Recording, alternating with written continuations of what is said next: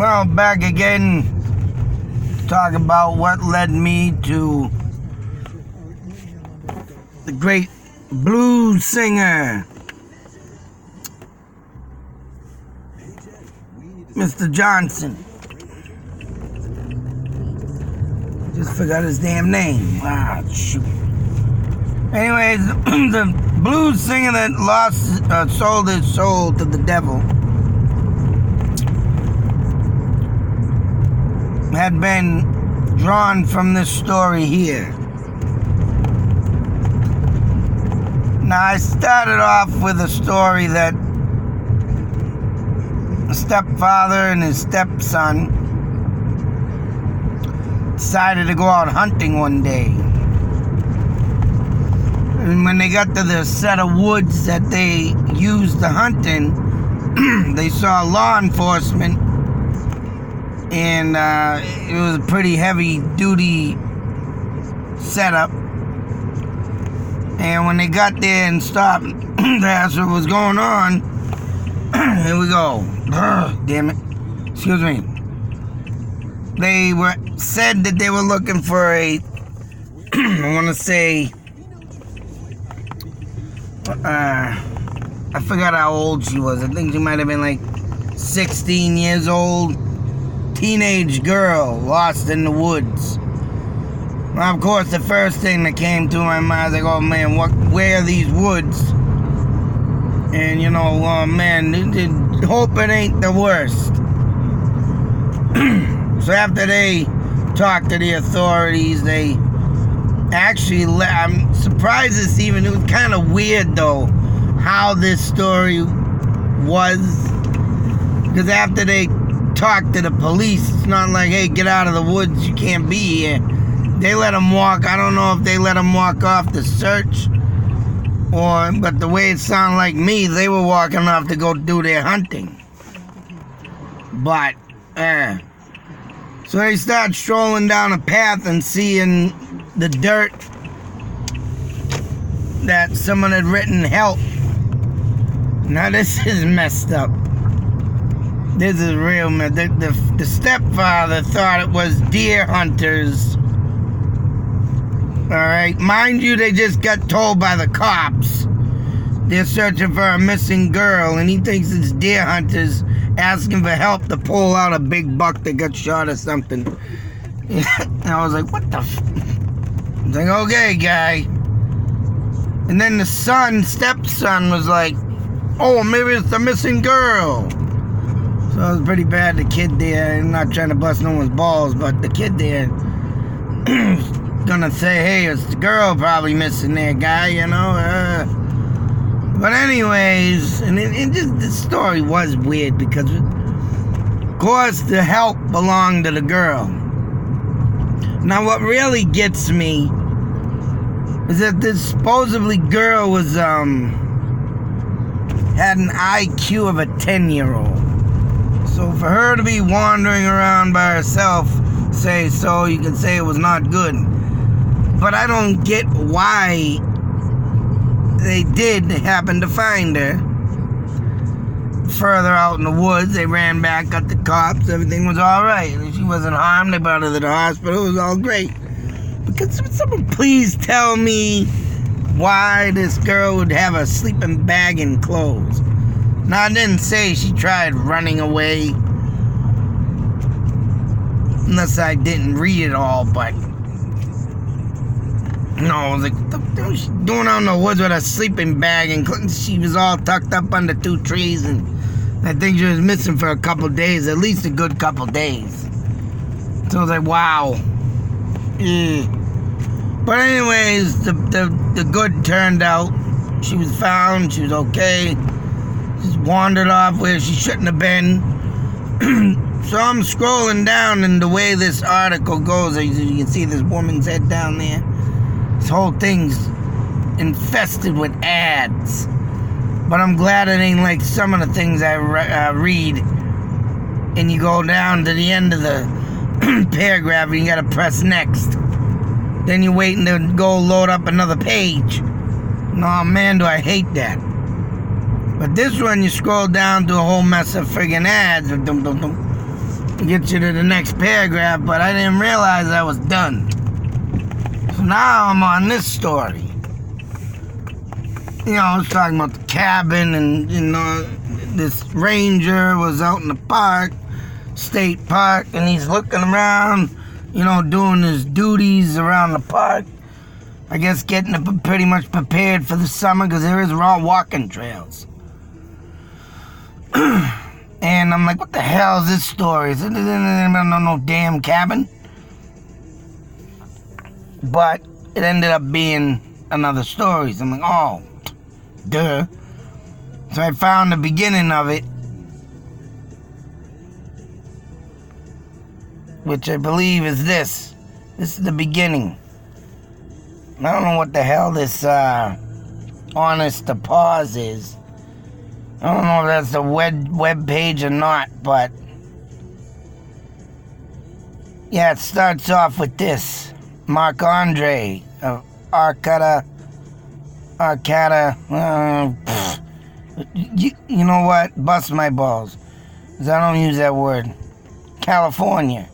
Devoted his career to exploring the woods in Northern California as the town's environmental service director. It was his job to spend time out in the wilderness. He knew the area like the back of his hand, or so he thought. I didn't screenshot the part where it said that he hadn't been in this area since 1985. That only goes to show how long this damn guy's been out there. Holy crap. Must have started in his early 20s, right? So that leads me to think this could have been there throughout the mid-90s up until this point. So I'm thinking, wow. I'm thinking maybe it's just somebody that, homeless, lost their house, maybe lost their life, but no.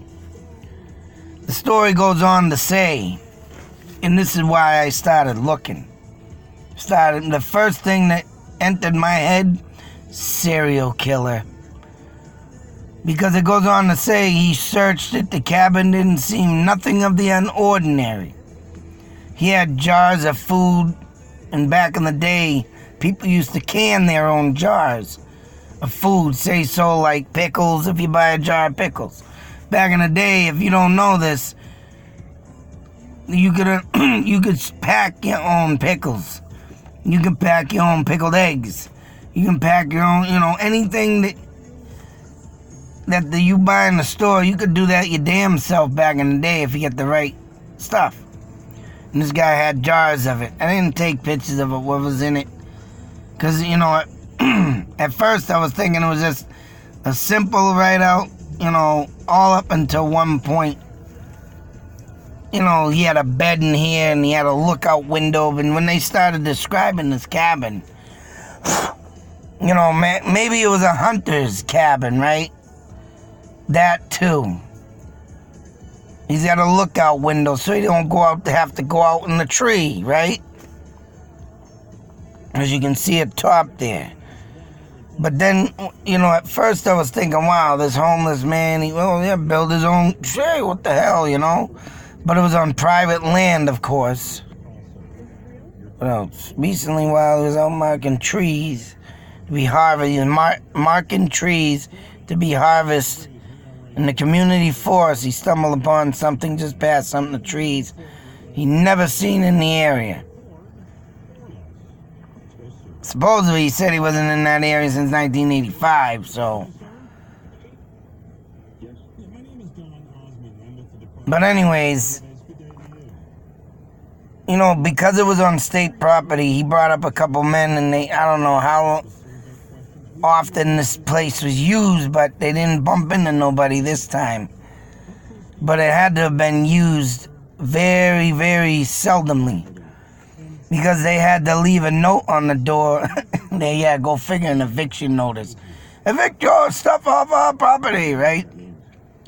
Wouldn't you know? I think they came back maybe the next day, maybe a couple days later, and they said they could not believe, which meaning this person must have brought in like a tag-along wagon or something big enough And that guy or person, whoever made this environmental person, said that he took every piece of this shed down to the nails. There was nothing on the ground, nothing left behind. And right there, when that was said, that's when everything swarmed through my head. Holy crap. This is maybe a serial killer. I'm off getting my coffee here, so I'll be right back. Next in line, more on this insane story. So anyways, for someone to just pack up shop and leave like that, to me, is just totally nuts. Something's gotta be hidden. Something's, the only thing I can think of is why this person took everything down to the last nail. It's got to do with fingerprints, DNA. Now I'm for damn sure that this person did not do any murders in this. Because, a lot of murderers, if you read about stalking cars, drive around, and when, they get them days when they need to have time off, this is a perfect place to take themselves and take a little break, to redeem about themselves of what they've done and love it and fantasize, and then get up and go out and do more. You read about it all the time, about serial killers. But I mean, that's the only thing that I could think of, because of the simple fact, yeah, maybe it could have been a hunter's shed, and yeah, he didn't want to pay fines. Don't get me wrong, but for someone to just go up in the woods randomly build on state property of that, they probably didn't even know. But then again, I would think, hey, a hunter would stop and say, hey, I'm sorry, didn't know this was state land. I was out here doing some hunting, and I like to be out here. And some hunters are die-hard, hardcore fans, and yes, they will set up a little camp out there. Not only just to sit down, take a couple days to go hunt, make their little campfire, blah, blah, blah. And the thing kind of makes it, go towards the hunter way. So they found a list of what they were going to bring up next to put into the shed. One of them was like a wood stove. So, I mean, this person was planning a good ordeal. Whether to stay up there, right, like 4 or 5 nights of hunting, or he was doing something other than that, more sinister. Of course, needed a place for the heat to die down after doing some sinister things. So I did a little more research and checking into this. Of course, I always think the worst, because these days, it doesn't matter if it's these days or past days. You always gotta think, because something like this is straight out of a friggin', horror movie. Let alone Hills Have Eyes. Mutilated people that like to come to Texas Chainsaw Massacre. Stuff like that. People that just roam out in the wilderness, out in them small towns, got nothing better to do than chop up people, eat them, have their way with them. Hey, maybe this person was gonna start that stuff up here in them woods. Maybe he was, looking for a new place to do, and think of some sick stuff. So So like I said, I mapped out. Oh, I want to show this, damn it. But before I show this.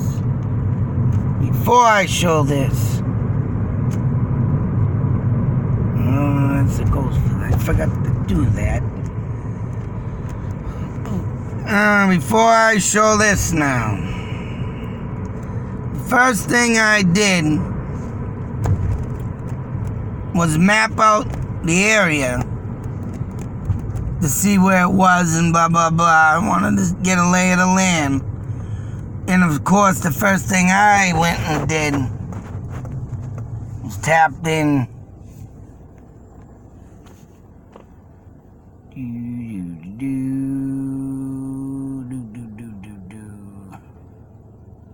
Alright, we're gonna have to pause, people. I don't wait till I get home. My service is starting to suck. We'll be back. Alrighty, so I had to get back to the house to get this friggin' Wi-Fi internet, but when I pressed in this whole list, why are there so many missing people in Humboldt County? I guess this is the county that the Arcata, California is in. And it seems like that I didn't go through none of this yet, but there was one that came up that I did. But there's a lot of missing people that I didn't get to go through in this place. And one article here states, where did it go?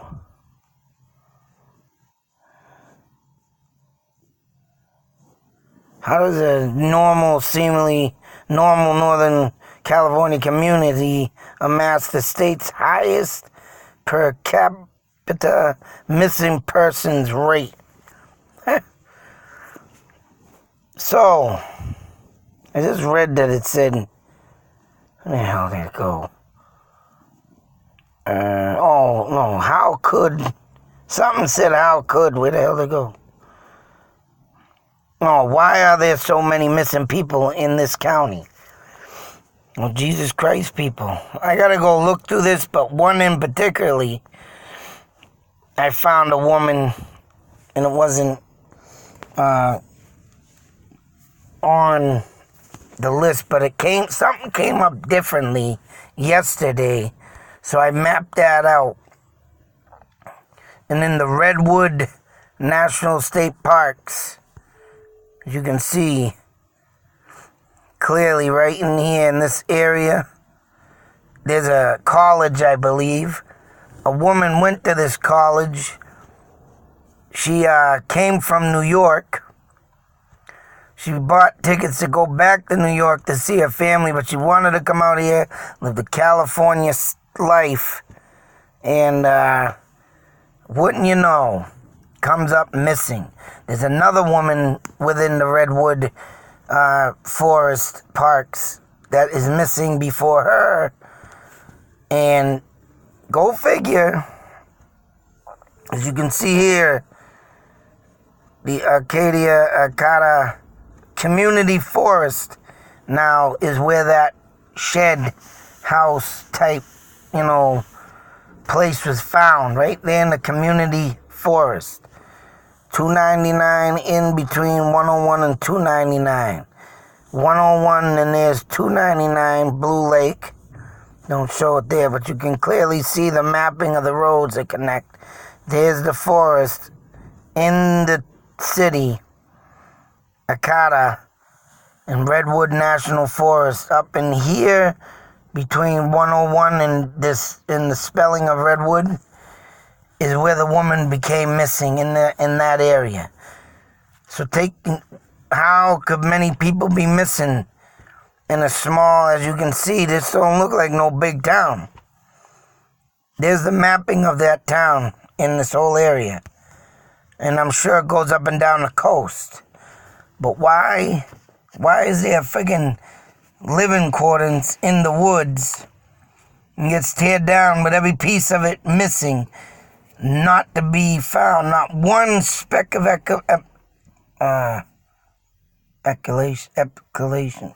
damn it. I forgot that word, but not one piece found in, or any evidence of it being anywhere around. That person tore that damn thing down to the each and every nail and got it the hell out of there. So, serial killer, I think. And what had led me to all of this, and why does this got to do with Johnson? Now, let me tell you something. This is one of the pictures that I took and screenshot and saved, because music speaks a million words about a person. And right down there is Robert Johnson, first tape. So this guy would sit up in this cabin. As you can see, he's got the old CD wired players.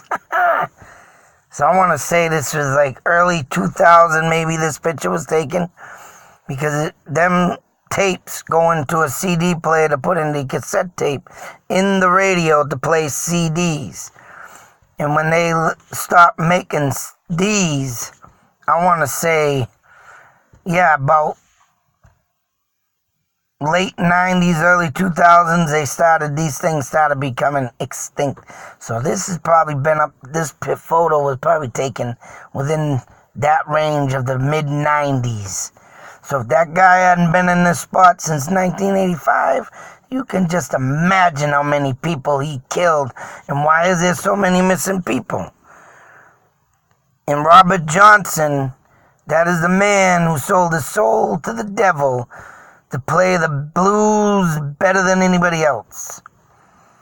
And then, of course, I didn't look up this tape yet, Live at the Whiskey A Go-Go on the Fabulous Sunset Strip.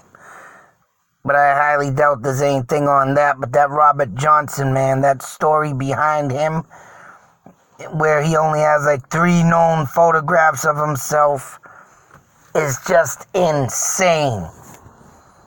And who knows what this man was thinking, or even done him damn self being up in this area. And I did look under the Joy Division, which is a band that was inspired by the Sex Pistols. So they were huge contributors to punk rock. Billy Idol, The Clash, Sex Pistols, all in the mix of punk rock. But I haven't listened to the music on that yet because I've been doing some Robert Johnson stuff. And yeah, he plays the guitar, he sings the blues. But I tell you, that music is almost identical to the stuff you hear in the movie with the Skeleton Key with Goldie Hawn's daughter. I forget her damn name right now, but awesome movie. And when they play that record and the music type thing, oh man, how does it sound? Almost similar with the eerie. Back in the day, of course, things like that did sound eerie, insane, and the way Robert Johnson looked back then, he looked like a mean SOB. I mean, he was supposedly, a good person and all, but there's 2 sides to each story when a man takes that potion. And that's what I call whiskey, that's what I call rum, all a potion. It goddamn gets in that mind, and when you got that mean streak through your blood and you don't know about it, there's things that you do, like me. I've had stories told to me, numerous stories. And, sometimes I'm surprised that I'm not dead. And I should be dead. Shouldn't even be standing there talking to nobody right now with the stupidness. But the potion transforms you into a friggin' monster. In my many years of drinking, man, 17 friggin' years. I mean, in the beginning, it was all pass out, laying there. It was all good fun, but then I started to absorb it. And then my depression kicked in, and it was like, oh, boy. Sometimes I don't even want to think of what I've done in the past. Only the good things. But I can just imagine what Robert Johnson was like when he drank that damn alcohol, because they did say that he drank and he get into the gambling and got into a lot of fights. He looks like one tough SOB. So I mean, right here, music-wise, this person speaks. Then I gotta go into this Joy Division album and listen to what songs are on that. And then you got a friggin' Fantasia. So you can just imagine what this guy, oh my God, goes into playing this stuff, Walt Disney's Fantasia music. Now, I'm sorry, but when someone got that and you ain't got kids, there's something going on in that mind, boy. That's right, called mentalism. And it's too bad I can't read the damn words because it's so blurry. I gotta find out what that album is, though. And then probably the soundtrack, so... And I forget what's for music on that. I mean, I remember the movie, I remember... the music throughout the movie, but I just can't remember how some of it goes, so yeah, I definitely got to get put back into that. But right there, that Robert Johnson, with that being on top list, right there tells me something is not right in this cabin. I mean, I should have took pictures, but I can always go back to it and go over some more. Maybe I will. Just for the simple fact that you can learn a lot of what's in someone's place just by looking at it. But like I said, it was nothing of the unordinary, and even they said it. But what they did not do was take notice into the music. And that's something right there, first thing I screenshot, poof, the music. Because the music explains, because some people like to use music in stupid ways, just like that friggin' Ramirez, you night stalker piece of crap. Oh man, I get so infuriated when I think of that, my song getting tainted by that damn Ramirez and his night stalking crap, ruining an AC/DC song. That right there makes me want to bash these people's faces in. Especially when they take music and use it the wrong way. There's stories behind these music, and it ain't got to do with goddamn murder and killing. So, but I can just imagine what this guy thought about, Robert Johnson singing about the devil. Oh, I'm walking with the devil. I heard one of them songs, and he talks about how he's walking with the devil. So, like, you can just imagine what was wrong with this guy's mind. A lot of people missing, cabin found. I don't know if California and that town has put the pieces of the puzzle together like I have. But if they haven't, maybe they should take more of a look into what's in that damn room. Starting with the friggin' music is right. Because out of everything that I seen, this right here was my... And like I said, I haven't gone through that damn punk rock tape. Yeah, CD. Cassette tape. Now I gotta listen to the music in there to see if there's anything twisted just like this one. Robert Johnson selling his soul to the devil, walking with the devil. I can just imagine what that man put into that song and thinking, oh, I'm walking with the devil. And oh man, the thoughts that could be just rolling through someone's mind sitting in a campsite like this, tiny little shed, secluded from the world. Yeah, you don't ever want to have that done. You don't ever want to do that. I think I took... Oh, and I wanted to show them one more thing on Robert Johnson. I got his fingers last night, right here. How I was saying how his fingers in between are thick, skinned. And like I said, that other guitarist I'd like to, I wish I could match them hands, but it goes so fast and you can't see much. That would tell you the proof right there if that was Robert Johnson that time. But if he died in 1939 and he's roaming around playing in 1941, there you go. Something strange happened there too. Fake his own death? I don't know, man, but it's nuts. Putting these two stories together, boy. Whew, insane. But until that next video, be safe, take care, and like I said, I just stumbled on this yesterday. And throughout all this, it was like, wow, why? I gotta go over the missing girls that I came up with the article. I couldn't find it. I knew I should have screenshot it, and I thought I did, but I didn't. So now I kick myself, but I'll go over that in the next video and show you what I have found so far. But as you can see, there's a lot of missing stuff going on. This and be in the mid-90s of what I've seen in that place, and I gotta go through that again. I'll put that all in one video too, the missing girls and the more on the cabin. Hell, I'll just go through it anyways. Maybe there's something else roaming in that place I didn't see. So, other than that, be safe, take care, and always beware. More and more people out there these days that you don't even know exist, even from the dawn of time, and it's sick. It's freaking crazy. Ow.